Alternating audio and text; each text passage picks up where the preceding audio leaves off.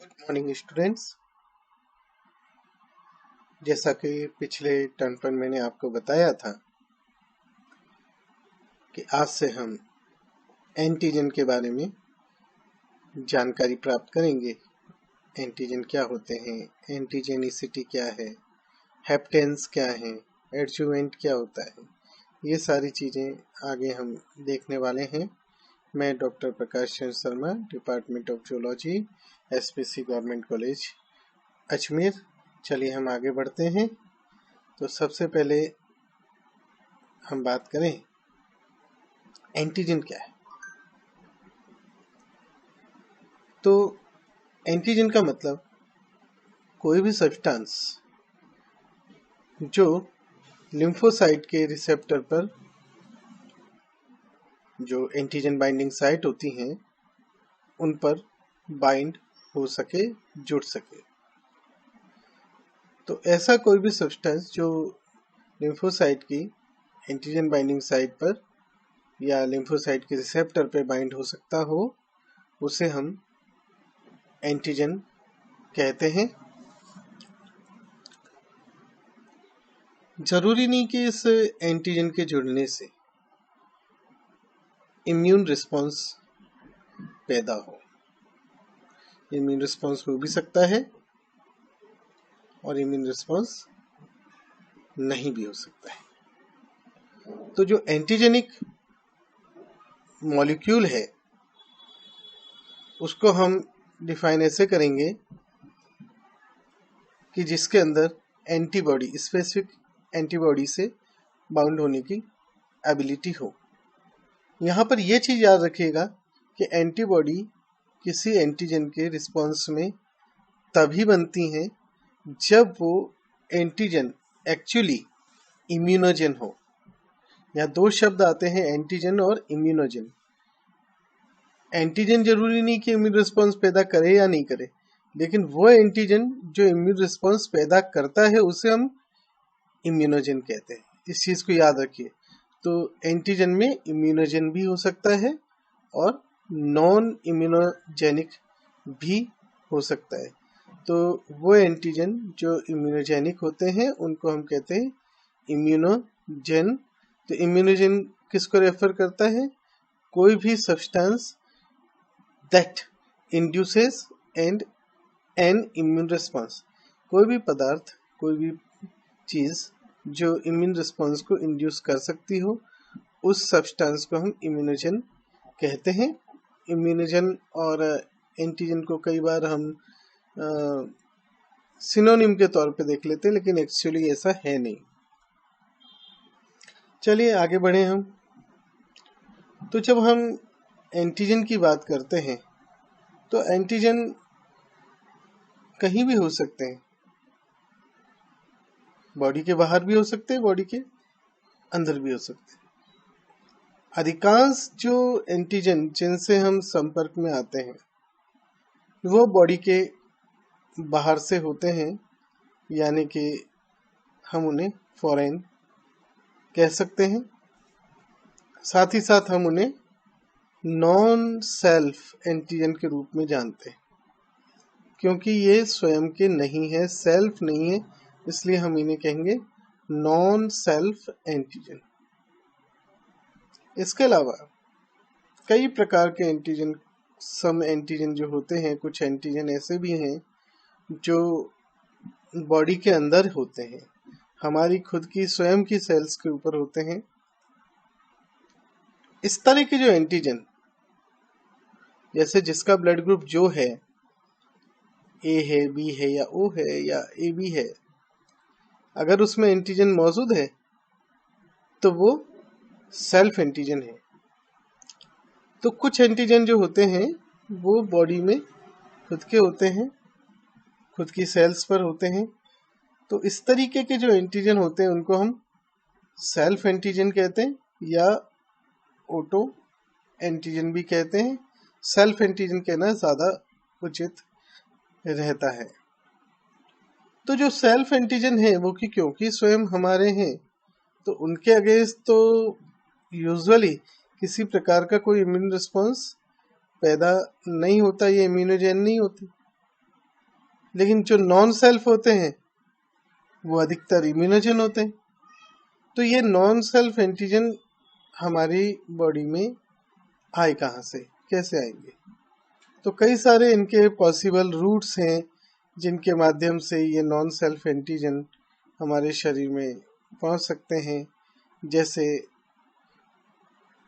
Skin, चमड़ी के through absorb होकर के, परक्यूटेनियस एब्जॉर्प्शन, इंजेक्शन के माध्यम से पहुंच सकते हैं, खाने इंजेक्शन के माध्यम से पहुंच सकते हैं, इनहेलेशन श्वसन के माध्यम से पहुंच सकते हैं, सेक्सुअल कांटेक्ट के माध्यम से पहुंच सकते हैं, और इसी प्रकार कई और संभावित इसके रूट्स हो सकते हैं जिनके माध्यम से नॉन सेल्फ एंटीजन हमारे शरीर में प्रविष्ट हो जाए।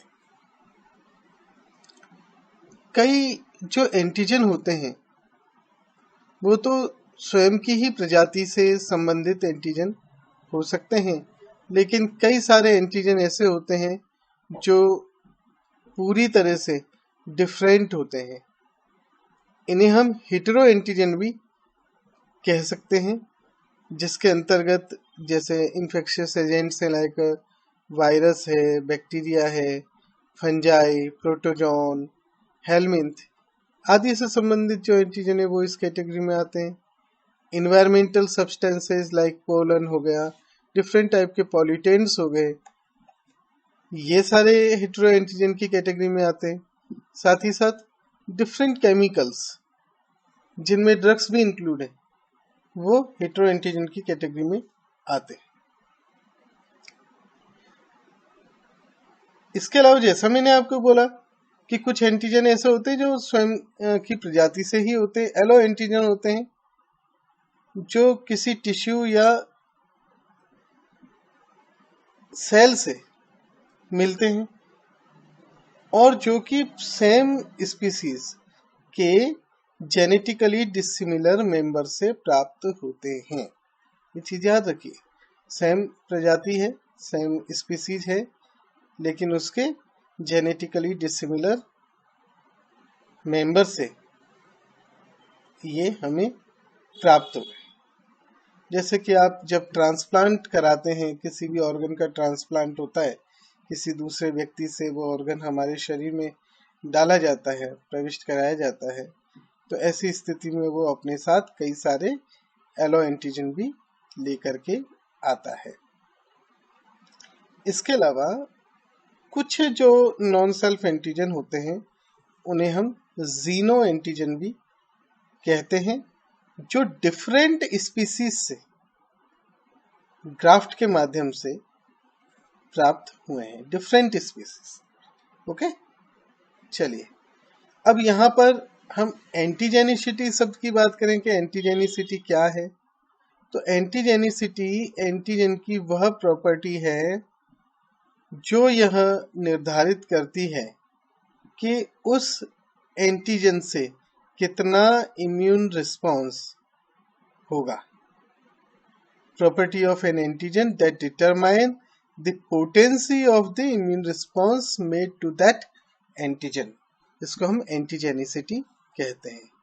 तो एक अच्छा एंटीजन यानी जिसकी अच्छी एंटीजेनिसिटी हो, जो ज्यादा इम्यून रिस्पॉन्स पैदा कर सके, बेहतर इम्यून रिस्पॉन्स पैदा कर सके, ऐसे एंटीजन के लिए जो जिसमें अच्छी एंटीजेनिसिटी होनी चाहिए, क्या क्या रिक्वायरमेंट है, क्या क्या चीजें हैं जिससे कोई एंटीजन बेहतर एंटीजेनिसिटी शो करे। तो पहली चीज वो नॉन सेल्फ होना चाहिए, फॉरेन होना चाहिए। दूसरा, उसका जो मॉलिक्यूलर मास है वो ज्यादा होना चाहिए, 10 किलो डाल्टन से ज्यादा। तीसरी जो महत्वपूर्ण चीज है वो या तो कणीय प्रकृति का हो, पार्टिकुलेट हो, या एग्रीगेट के रूप में मौजूद हो। अगर वो सॉल्युबल फॉर्म में है तो अक्सर इतना अच्छा इम्यून रिस्पॉन्स पैदा नहीं कर पाता। चौथी इंपॉर्टेंट चीज है उसका जो मॉलिक्यूलर स्ट्रक्चर है वो कॉम्प्लेक्स होना चाहिए, उसके ऊपर किसी न किसी प्रकार का पॉजिटिव या नेगेटिव चार्ज होना चाहिए, वो केमिकली कॉम्प्लेक्स होना चाहिए, सिंपल नहीं होना चाहिए। मोनोमेरिक नहीं होना चाहिए जनरली।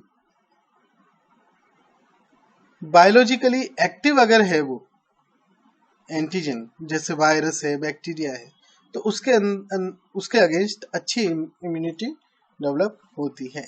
तो ये कुछ रिक्वायरमेंट्स हैं। तो क्योंकि ज्यादातर एंटीजन स्ट्रक्चरली कॉम्प्लेक्स होते हैं, तो उनके ऊपर कई सारे डिफरेंट रीजन होंगे जो कि इंडिविजुअली कैपेबल होंगे इम्यून सिस्टम के साथ में इंटरेक्ट करने के लिए। तो ये जो इंडिविजुअल रीजन्स हैं उस एंटीजन पर, उन्हें हम एपिटोप या डिटर्मिनेंट कहते हैं। सभी जो एपिटोप या डिटर्मिनेंट हैं वो बराबर के इफेक्टिव नहीं होते, कुछ ज़्यादा इफेक्टिव होते हैं, कुछ कम। जो ज़्यादा होते हैं हम उन्हें इम्यूनो डोमिनेंट एपिटोप कहते हैं। Now heptane. हेप्टेन छोटे केमिकल ग्रुप होते हैं जो स्वयं किसी प्रकार का इम्यून रिस्पॉन्स पैदा नहीं कर पाते, लेकिन जब कभी इन्हें हम बड़े कैरियर प्रोटीन के साथ में जोड़ देते हैं तो ऐसी स्थिति में ये इम्यून रिस्पॉन्स पैदा कर पाने में सक्षम होते हैं। दोनों ही प्रकार का हो सकता है, ह्यूमरल हो सकता है या सेल मीडिएटेड हो सकता है।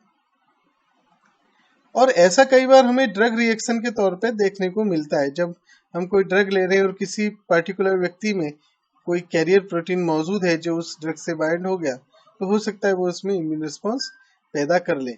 जनरली वो ड्रग रिएक्ट नहीं कर रही, लेकिन किसी किसी में रिएक्ट कर सकती है जिसमें वो कैरियर प्रोटीन मौजूद हो। नाउ एक और सवाल आता है, एडजुवेंट क्या है? एडजुवेंट वो सब्सटेंस है जो जब एंटीजन से कंबाइन होता है तो वो नॉन स्पेसिफिकली इनहांस करता है इम्यून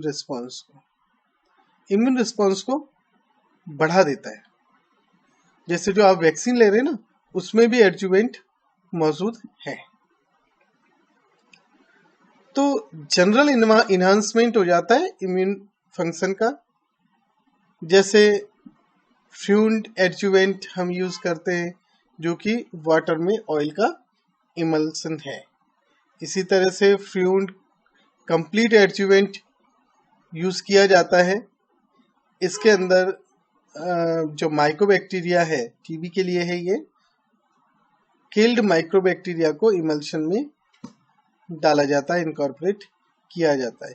पीनट ऑयल को भी, मूंगफली के तेल को भी एडजुवेंट के रूप में यूज किया जाता है।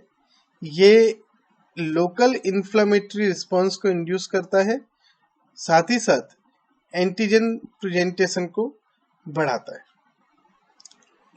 एक और इम्पॉर्टेंट आती है चीज इसमें, डिपो इफेक्ट।